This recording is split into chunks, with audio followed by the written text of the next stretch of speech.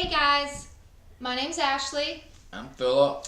And this is Conserve the Right. And today we're going to be reacting to Senator Mike Lee and his response to the Green New Deal. So if you don't know what the Green New Deal is, it was a proposal from Alexandria Ocasio-Cortez.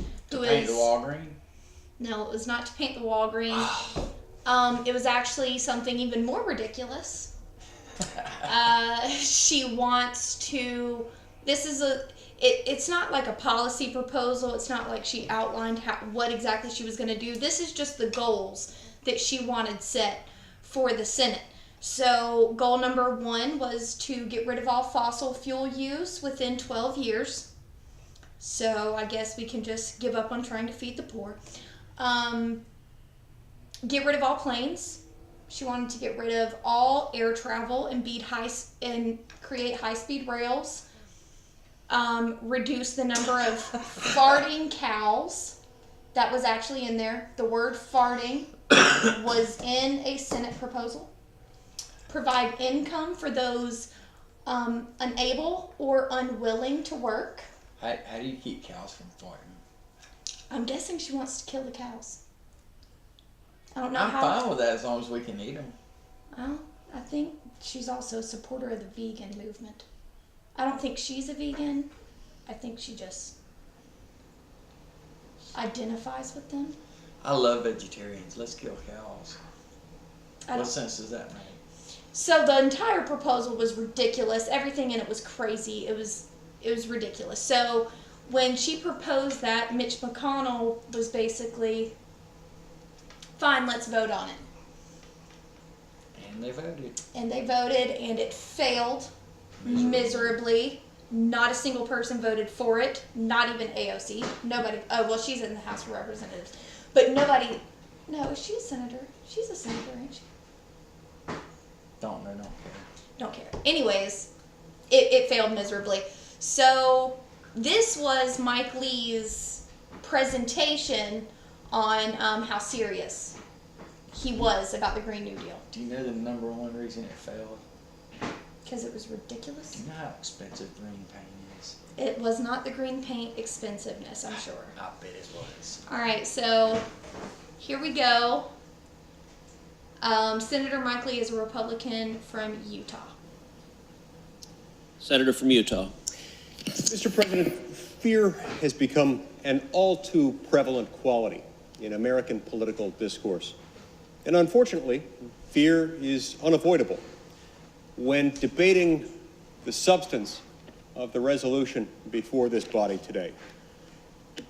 That is climate change, socialism, and the Green New Deal. On entering this debate, I have a little fear in my heart as well. But Mr. President, my fear at this moment may be just a little different than that of some of my colleagues. Unlike some of my colleagues, I'm not immediately afraid of what carbon emissions unaddressed might do to our environment in the near-term future, or our civilization, or our planet in the next few years. Unlike others, I'm not immediately afraid of what the Green New Deal would do to our economy and our government. After all, this isn't going to pass. Not today, not anytime soon, certainly. Rather, after reading the Green New Deal, I'm mostly afraid of not being able to get through this speech with a straight face. For Mr. President, I rise today to consider the Green New Deal with the seriousness it deserves. This is, of course, a picture of former President Ronald Reagan naturally firing a machine gun while riding on the back of a dinosaur. You'll notice a couple of important features here. First of all, the rocket launcher strapped to President Reagan's back, and then the stirring, unmistakable patriotism of the velociraptor holding up a tattered American flag, a symbol of all it means to be an American. Now, critics might quibble with this depiction of the climactic battle of the Cold War, because while awesome, in real life there was no climactic battle. There was no battle with or without velociraptors. The Cold War, as we all know, was won without firing a shot. But that quibble actually serves our purposes here today, Mr. President, because this image has as much to do with overcoming communism in the 20th century as the Green New Deal has to do with overcoming climate change in the 21st. The aspirations of the proposal have been called radical, they've been called extreme, but mostly they're ridiculous. There isn't a single serious idea here, not one. To illustrate, let me highlight two of the most prominent goals produced by the plan's authors. Goal number one, the Green New Deal calls essentially for the elimination of airplanes. Now, this might seem merely ambitious for politicians who represent the densely populated northeastern United States. But how is it supposed to work for our fellow citizens who don't live somewhere between Washington, D.C. and Boston? In a future without air travel, how are we supposed to get around the vast expanses of, say, Alaska during the winter? Well, I'll tell you how. Dog sleds. Tauntauns, Mr. President. This is a beloved species of reptile native to the ice planet of Hoth. While perhaps not as efficient in some ways as airplanes or as snowmobiles, these hairy bipedal species of space lizards offer their own unique benefits.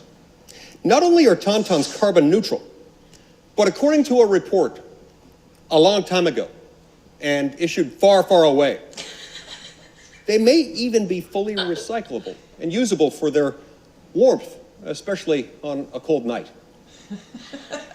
What about Hawaii? Isolated 2,000 miles out into the Pacific Ocean. Under the Green New Deal's effective airplane prohibition, how are people there supposed to get to and from the mainland? And how are they supposed to maintain that significant portion of their economy that's based on tourism? At that distance, swimming would, of course, be out of the question, and jet skis are notorious gas guzzlers. No, all residents of Hawaii would be left with is this. This is a picture of Aquaman, a superhero from the undersea kingdom of Atlantis, and, but notably here, a founding member of the Super Friends. I draw your attention, Mr. President, to the 20-foot impressive seahorse he's riding. Under the Green New Deal, this is probably Hawaii's best bet. Now, I'm the first to admit that a massive fleet of giant, highly trained seahorses would be cool. It would be really, really awesome. But we have to consider a few things. We have no idea about scalability or domestic capacity in this sector.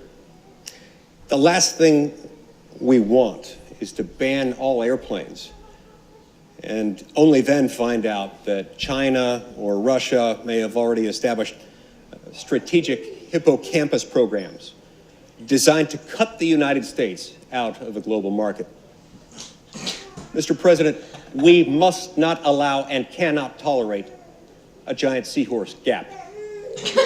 Number two, the Green New Deal anticipates the elimination of all cows.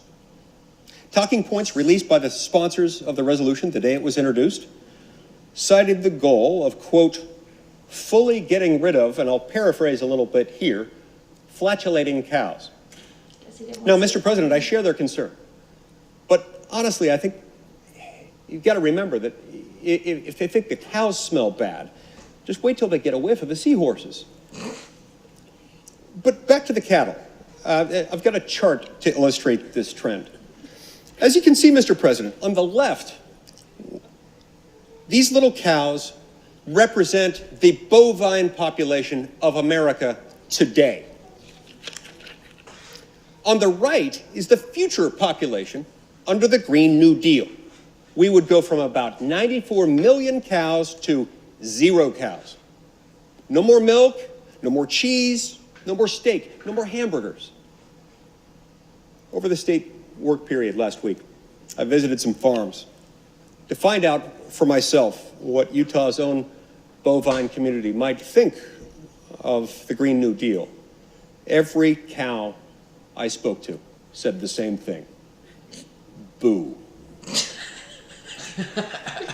The authors of this proposal will protest that these goals are not actually part of the Green New Deal, but were merely included in supporting documents accidentally sent out by the office of the lead sponsor in the House of Representatives. But, Mr. President, this only makes my point. The supporters of the Green New Deal want Americans to trust them to reorganize our entire society, our entire economy, to restructure our very way of life, when they couldn't even figure out how to send out the right press release. The Green New Deal is not a serious policy document because it's not a policy document at all. So that's actually true. Yeah, that's true. The supporting documents were leaked, or they sent out the wrong one, an earlier version or something. Well, that's hilarious. It is, in fact, an aesthetic one. But it's basically just he gets serious then about the rest of it. You want to watch it? I don't want to hear a congressman be serious.